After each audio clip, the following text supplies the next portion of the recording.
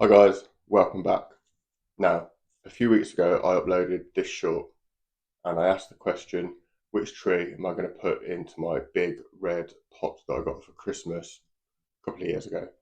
Was it going to be my big beautiful red acer or my stunning beautiful blue spruce? Which one? So in today's video we're going to go and find out. So I'll take you outside and you can watch which one I choose and how I go about potting it. So grab a coffee and we'll crack on.